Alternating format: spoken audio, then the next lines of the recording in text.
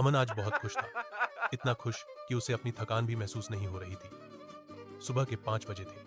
Mobile की screen पर Zomato app खुला था और सामने लिखा था इंसेंटिव अनलॉक। हई 1200। अमन मुस्कुराया। उसने खुद से कहा, आज माँ के लिए दवा ले लूंगा और शाम को गरम जलेबी भी। पर उसे क्या पता था कि आज का दिन उसकी जिंदगी को हमेशा के लिए बदल देने वाला है। जिस समय अमन अपने स्कूटर पर हेलमेट पहनकर निकला, उसी समय शहर के दूसरे कोने में एक एम्बुलेंस सायरन बजाती हुई सड़क चीर रही थी और उस एम्बुलेंस में उसकी मां थी। लेकिन अमन को इसका जरा भी अंदाजा नहीं था। अमन उम्र में सिर्फ 22 साल का था, लेकिन जिम्मेदारियां 40 साल वाले आदमी जैसी थी। पिता का देहांत 3 साल पहले हो चुका था। घर में सिर्फ वह और उसकी मां शांति देवी। मां ने दूसरों के घरों में बर्तन मांजकर अमन को पढ़ाया था। अब जब मां की कमर जवाब देने लगी तो अमन ने पढ़ाई छोड़ दी और जोमेटो में डिलीवरी बॉय बन गया। बारिश हो या धूप, बुखार हो या थकान, अमन कभी काम से पीछे नहीं हटा, क्योंकि उसके लिए छुट्टी का मतलब था रात का खाली पेट। दोपहर के करीब एक बड़ा ऑर्डर आया। Location silver heights, bungalow number 17। Order value हितीन 500 टिप का चांस। बहुत ज्यादा। अमन ने मन में सोचा, आज किस्मत साथ दे रही है। उसने स्कूटर स्टार्ट किया और निकल पड़ा। बीच रास्ते की यादें। रास्ते में उसे मां की आवाज याद आई, बेटा ज्यादा तेज मत चलाना। अमन हल्का सा हंसा। मां हमेशा डरती रहती है। काश उसे पता होता कि आज डर सही था। फोन की घंटी।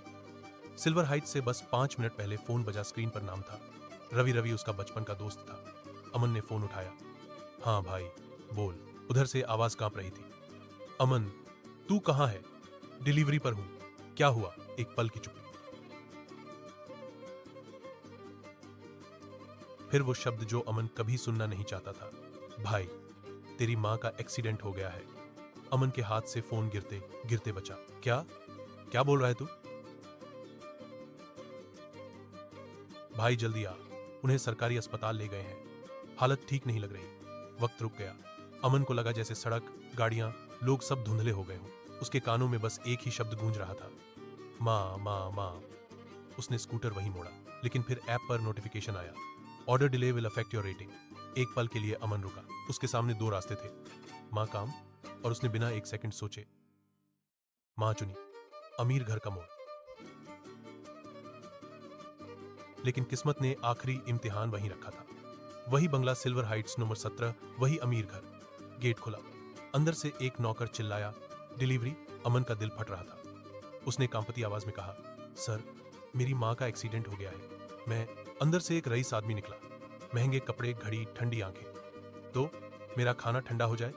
अमन की आंखें भर आई। Sir please 1 minute. आदमी ने मोबाइल निकाला। कस्टमर केयर से बात करूं? तुम्हारी जॉब जाएगी। उसी समय अंदर से एक बुजुर्ग औरत निकली।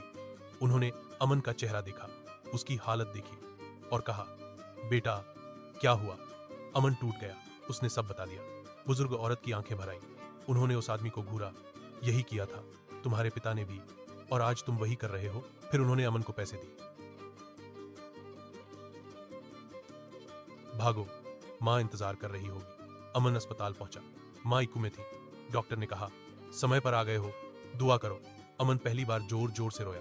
उसने मां का हाथ पकड़ा। मां, मैं आ गया। 3 दिन बाद मां होश में आई। पहला शब्द, अमन काम पर गया था। अमन मुस्कुराया और रो पड़ा। अंत कठोर सच्चाई।